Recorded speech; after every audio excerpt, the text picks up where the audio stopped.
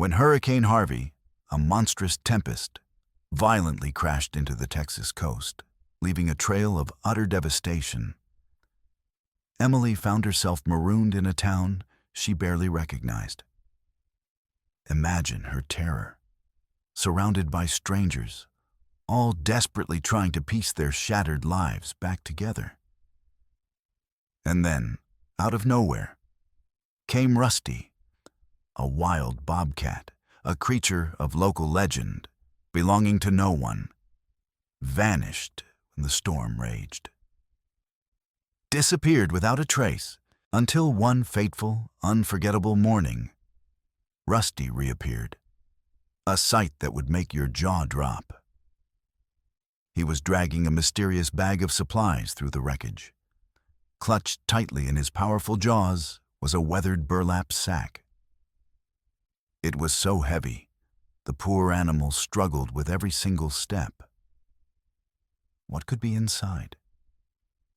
Something in that bag was so incredibly important that this wild creature dared to venture into the human world. Risking everything, important enough to carry this precious burden through streets ravaged by the hurricane. But what on earth was it? Inspired by true events, this is a story of breathtaking resilience, unexpected second chances, and the unbreakable, heartwarming bond between the wild and the human spirit. Before we dive in, smash that like button. And if you haven't already, make sure to subscribe for more incredible stories and hit that notification bell so you won't miss a single one. Continue. The relentless pounding of Hurricane Harvey finally ceased after 3 agonizing days. The rain had stopped, and the skies above Clinton, Texas, cleared to a pale, almost ethereal blue. Emily Miller stood on her front porch, her heart sinking as she surveyed the damage to her brand-new neighborhood. Water still pooled in the streets, reflecting the sky like shattered mirrors, and debris, branches, roof shingles, and heartbreaking, unidentifiable scraps of people's lives littered the yards. Just imagine her despair. She had only moved to Clinton 2 short months ago. Eager for a fresh start, and already her new beginning had been brutally baptized by one of the most catastrophic storms in Texas history. Emily wrapped her cardigan tighter around her shoulders, a shiver running down her spine. The air held an unusual chill for late August, as if the hurricane had stolen summer itself. It was eerie. She had been incredibly lucky. Her modest rental home sat on slightly higher ground than many of her neighbors' properties. Still, the power was out. Her cell service was spotty at best, and she felt the profound, gut-wrenching isolation that descends after a disaster. When the world shrinks suddenly and becomes terrifyingly unfamiliar. She was just about to retreat back inside, seeking some semblance of comfort, when something caught her eye. A flicker of movement down the waterlogged street. Emily squinted, her eyes playing tricks on her in the hazy light. But no, there it was. An animal, tawny-colored and sleek, moving with deliberate purpose along the edge of the road. As it came closer, Emily's breath hitched in her throat. Could it be? A bobcat, walking right down Cypress Lane in broad daylight. Emily froze, her hand gripping the porch railing so tightly her knuckles turned white. The wildcat wasn't particularly large, maybe twice the size of a regular house cat. But its powerful build and distinctive spotted coat were unmistakable. What struck her most, however, was what the animal was carrying. Clutched in its jaws was something that appeared to be a bag, so heavy that the creature had to drag it along the wet pavement. Her first instinct was pure alarm. Had the storm driven wildlife into the neighborhood? Should she run inside and lock her doors? But as she watched the bobcat's steady progress, something didn't quite fit with her understanding of wild animal behavior. It wasn't prowling or darting about nervously. Instead, it moved with the determined gait of an animal, with a clear destination in mind. Curiosity, a powerful and sometimes reckless force, overcame caution. Emily stepped off her porch and, keeping a respectful distance, began to follow the unusual procession. The bobcat either didn't notice her or didn't consider her a threat, for it continued its labored journey without changing pace or direction. As she trailed behind, Emily noticed other details. The bag was a small burlap sack, stained and weathered, with something bulky inside. The bobcat would stop occasionally to readjust its grip, never fully releasing the sack. With each pause, Emily would stop too, holding her breath, her heart pounding in her chest, until the animal resumed its journey. They passed 3 blocks of storm-ravaged homes. Few people were out. Most had evacuated or were inside, anxiously assessing the damage. Those who glimpsed the bobcat through windows or from porches showed surprisingly little alarm. One elderly man even waved at Emily and called out, "Looks like Rusty made it through." Rusty. The bobcat had a name. Emily had almost caught up to the man to ask him what he meant when the bobcat turned abruptly, making its way up the driveway of a small ranch-style home. The property was in rough shape. A large oak tree had fallen in the front yard, narrowly missing the house itself. Tarps covered parts of the roof, flapping in the gentle breeze, and water stains marred the siding. The bobcat didn't hesitate. It went directly for the side door, dropping its burden on the concrete stoop with what Emily could have sworn was a sound of relief. Then, it sat back on its haunches and made a chirping noise. Not a growl or a hiss, but a sound almost like a bird call, high-pitched and insistent. Emily stopped at the edge of the property, uncertain whether to approach further. Her question was answered when the side door creaked open and an elderly man peered out. "Well, I'll be darned," he said, his voice gravelly but warm. "You came back, and you brought supplies." He looked up and noticed Emily hovering at the edge of his yard. "And you brought company too, I see." Emily felt her face flush with embarrassment. "I'm so sorry for intruding," she called out.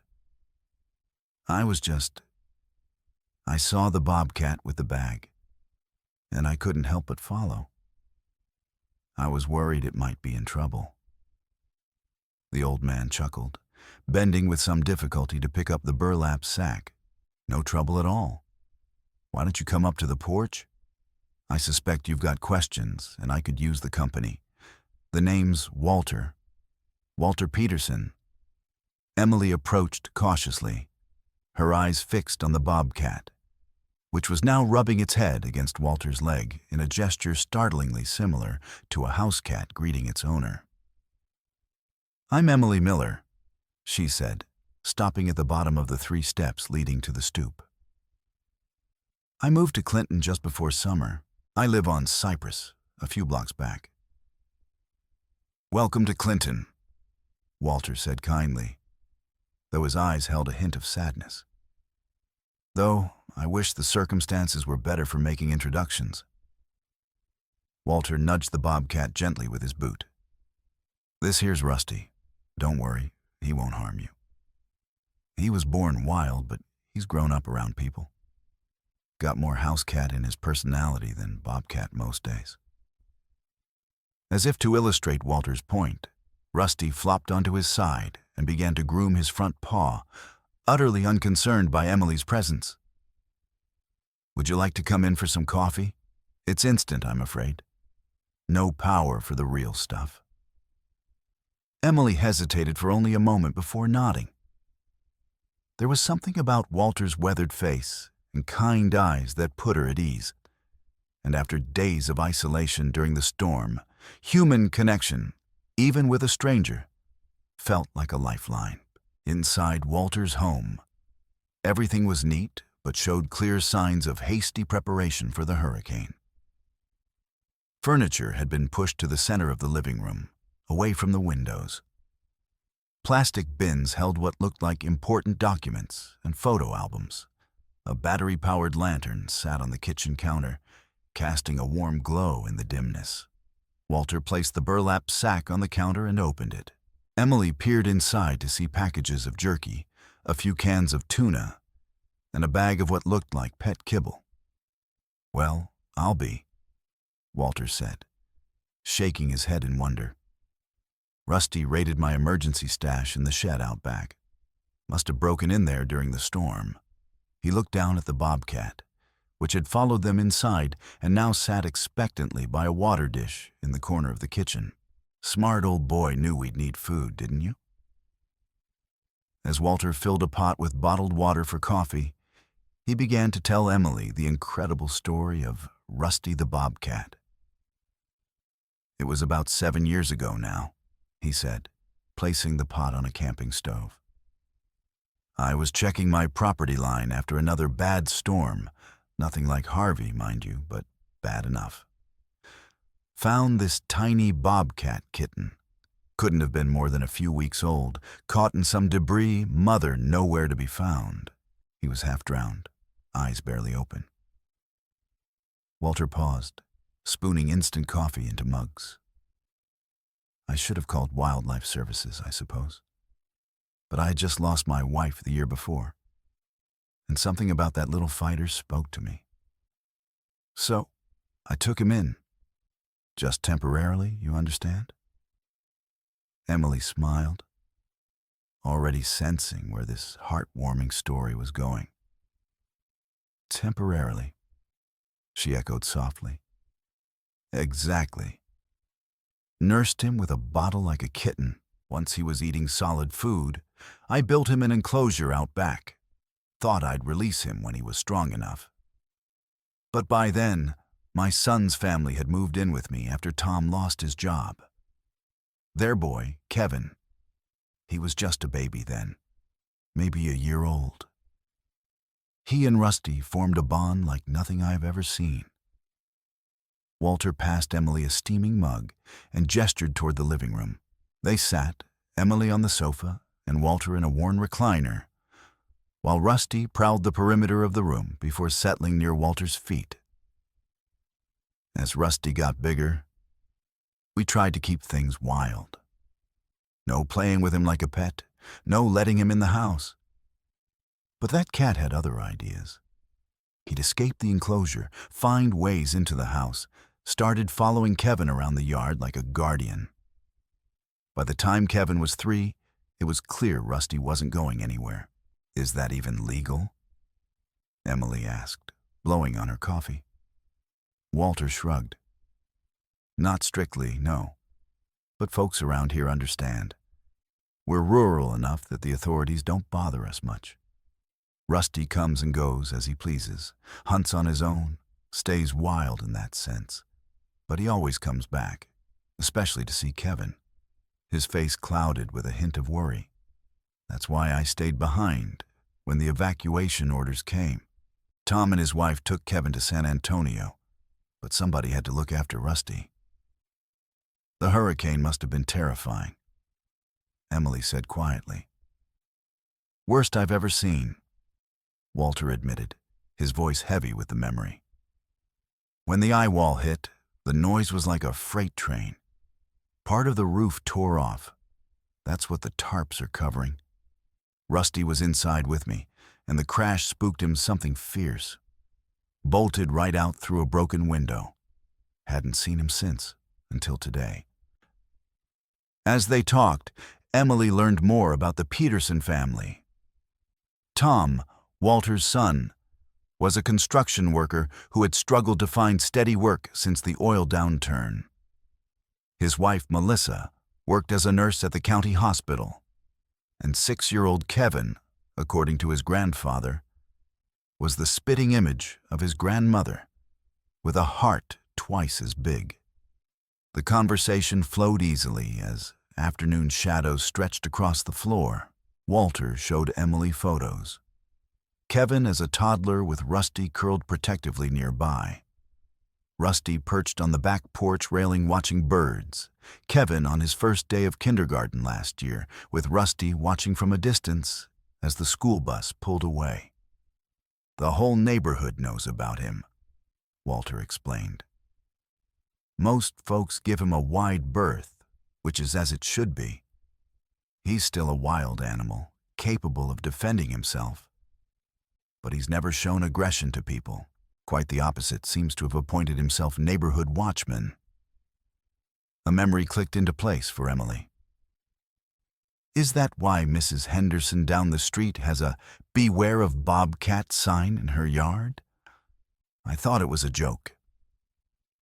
Walter laughed, a deep rumble that made Rusty's ears twitch. Edith Henderson has a wicked sense of humor.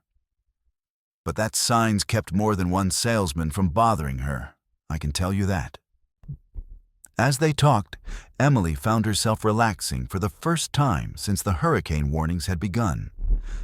There was something incredibly comforting about Walter's calm presence and his extraordinary relationship with the wild cat dozing peacefully at his feet. In the midst of such natural disaster, this unusual friendship felt like undeniable evidence that the world still contained wonders alongside its terrors.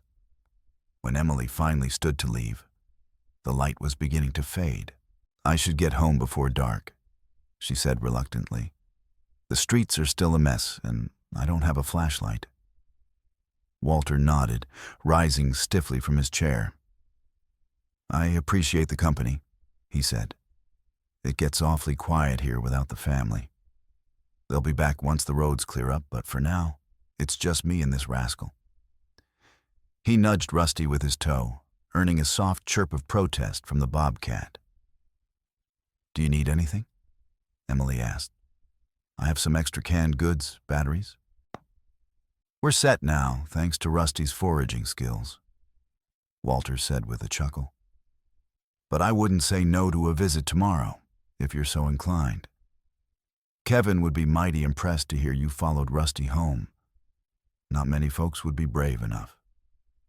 Emily promised to return and made her way back through the waterlogged streets as dusk gathered. The encounter had left her with a profound sense of wonder and a surprising connection to her new hometown, something she hadn't expected to find, especially in the devastating wake of the hurricane. True to her word, Emily returned the next day and the day after that. She helped Walter clear debris from his yard and secure the tarps on his roof more firmly. Each day, Rusty would appear at some point, sometimes bringing peculiar gifts. Once, a freshly caught rabbit, which Walter tactfully disposed of when the bobcat wasn't looking. And another time, a child's stuffed toy, bedraggled but somehow deeply meaningful in the bobcat's apparent desire to contribute. On the fourth day after the storm, while Emily and Walter were sharing another cup of instant coffee on his porch, a mud-splattered pickup truck turned into the driveway. Before it had even fully stopped, the back door flew open, and a small boy with a mop of brown hair leapt out. "Grandpa, Rusty!" he shouted, running toward the house with boundless energy. Rusty, who had been lounging in a patch of sunshine near the steps, sprang to his feet with a joyful chirp that sounded almost like a delighted greeting. The bobcat bounded to meet the boy, stopping just short of him and circling excitedly. Kevin skidded to a halt, his face beaming with relief. "You're okay, Thor," he exclaimed. "I told Mom and Dad you'd be okay." He looked up at the porch where Walter stood, tears streaming down his weathered cheeks. Grandpa.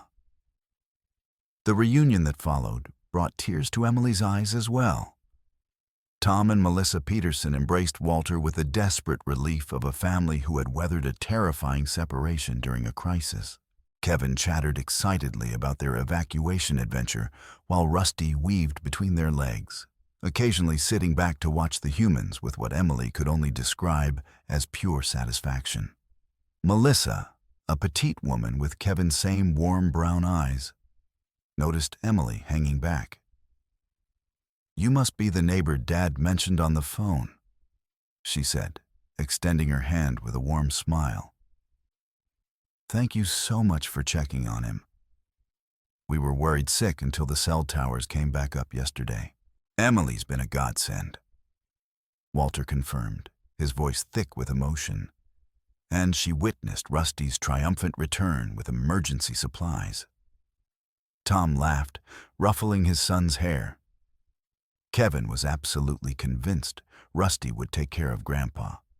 Looks like he was right. As the family continued to catch up, their voices filled with relief and joy. Emily prepared to take her leave, feeling she had intruded enough on their precious reunion. But Kevin had other ideas. "Are you coming to the neighborhood cookout?" he asked, tugging playfully at her sleeve. Emily blinked in confusion. "Cookout," Melissa explained. "It's something of a tradition after storms. Once the roads are clear enough, everyone brings whatever food might spoil without power, and we have a big community barbecue. It'll be at the elementary school field this evening."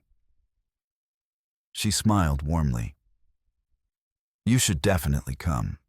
It's a good way to meet everyone in much better circumstances than usual." The cookout was unlike anything Emily had ever experienced in her previous life in Houston.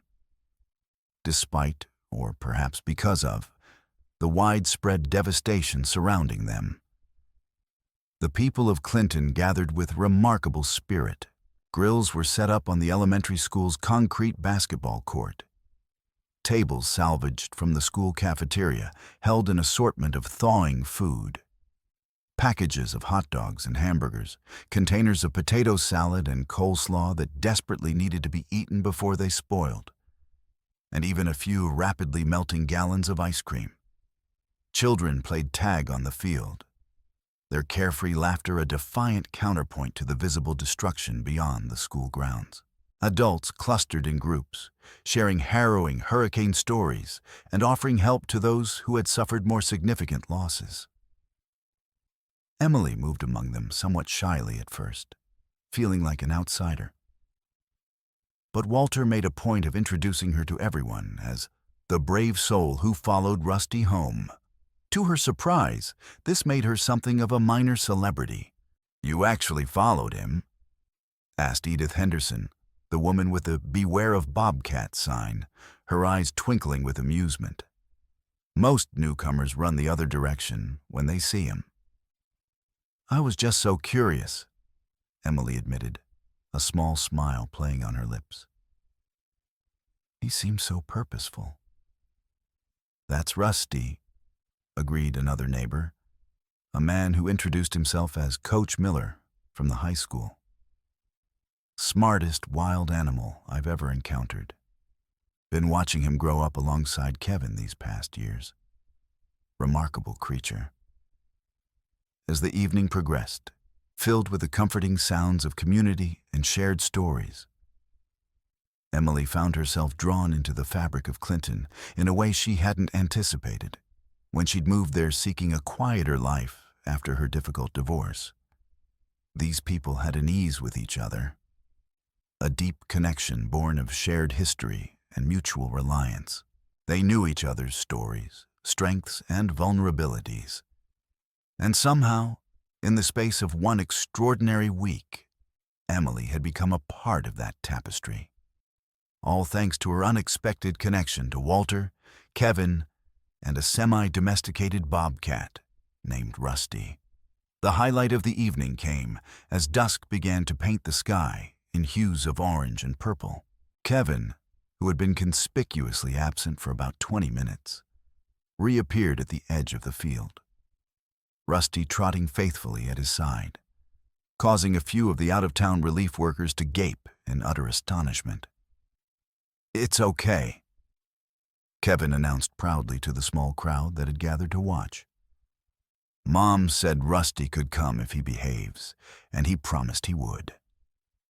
A ripple of warm laughter moved through the gathering. Melissa stood nearby, looking slightly anxious, but ultimately trusting in her son's remarkable bond with the unusual animal. True to Kevin's word, Rusty remained calm, staying close to the boy and accepting occasional scraps of hamburger with surprising dignified grace. One of the relief workers, a young man from Dallas who had arrived with a church group to help with cleanup, approached Emily as she watched the pair with a feeling of profound warmth. "Is that really a bobcat?" he asked in hushed disbelief, his eyes wide. "Just hanging out at a community barbecue?" Emily nodded, feeling a surge of unexpected pride in her new community's unique character. "That's Rusty," she said, her voice filled with affection.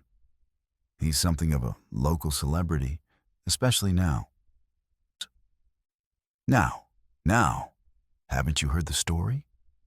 Emily asked, her eyes sparkling with amusement, and found herself recounting the incredible tale of Rusty's disappearance during the hurricane and his miraculous return with a bag of crucial supplies. As she spoke, she realized the story had already begun to take on the quality of local legend, with details perhaps slightly embellished in the retelling. Some folks are even saying he broke into the supply shed on purpose, she concluded with a playful shrug. That he knew Walter would need food and came back specifically to help. "I'm not entirely sure I believe that part myself, but," she added, her voice softening with sincerity, "after everything I've witnessed this week, I'm definitely keeping an open mind." The relief worker shook his head in utter amazement. "I've been to 5 disaster zones in 3 different states," he said, his voice filled with awe. "And I have never seen anything like this. Usually, it's all anyone can do to take care of themselves and their immediate human family members." As darkness fell completely, someone produced a guitar, and soon the air was filled with the comforting sounds of music. Familiar country songs and old hymns that everyone seemed to know by heart. Emily found herself seated on a cozy blanket beside Walter, Tom, Melissa, and Kevin, with Rusty curled up peacefully nearby, apparently completely unbothered by the noise and activity. "You know," Walter said quietly, his voice filled with a gentle wisdom as Kevin leaned sleepily against him, his excitement finally giving way to exhaustion. "They say animals can sense storms coming, that they know instinctively when to seek shelter, when to run. But I think they sense other things too." "What do you mean?" Emily asked, her gaze drawn to the flickering lanterns that illuminated the gathering. Walter nodded gently toward Rusty, whose amber eyes reflected the warm glow of the portable lights. "I think he knows who needs him. 7 years ago, it was a lonely old man who'd lost his purpose after his beloved wife passed away. These days, it's a young boy learning about responsibility and the incredible wild things we share this world with." He glanced at Emily, his kind eyes filled with understanding. "And maybe, when the storm hit, it was a whole community that needed reminding that we're not so different from the wild things ourselves. We all seek shelter. We all gather what we need to survive, and we all, eventually, come home." Emily felt unexpected tears prick her eyes. Home. That was precisely what had been missing in her life since her painful divorce. Since she'd bravely left behind the remnants of a marriage that had slowly withered over the long years. She had moved to Clinton seeking a sense of peace. But what she had unexpectedly found, through the most unlikely of guides, was a profound sense of belonging, as if sensing her innermost thoughts. Rusty rose from his resting place and padded silently over to where Emily sat, moving with the same deliberate purpose she had witnessed on that unforgettable first morning after the storm. He settled down beside her, close enough that she could feel the comforting warmth of his wild presence against her leg. Well, I'll be, Walter murmured, a soft smile gracing his lips. Looks like he's chosen you too. Emily reached out tentatively, her hand hovering near the bobcat's beautifully spotted fur, hesitant to break the spell. Rusty tilted his head, regarding her with inscrutable amber eyes. Then, with a soft chirp that seemed to convey a gentle acceptance, he leaned into her touch. In that precious moment, with the first stars beginning to emerge above the storm-battered town and the comforting voices of her new neighbors rising in song all around her, Emily felt the last fragile pieces of her broken heart begin to slowly heal. Like Rusty's mysterious bag dragged home through the devastating floodwaters, she realized that sometimes the heaviest burdens we carry contain exactly what we need to survive. And that home is truly wherever we choose to bring them. As Hurricane Harvey receded into the realm of memory, and the resilient town of Clinton began the long and arduous process of rebuilding, the incredible story of Rusty the Bobcat and his heroic supply run became an enduring part of local folklore. A tale whispered with awe and affection.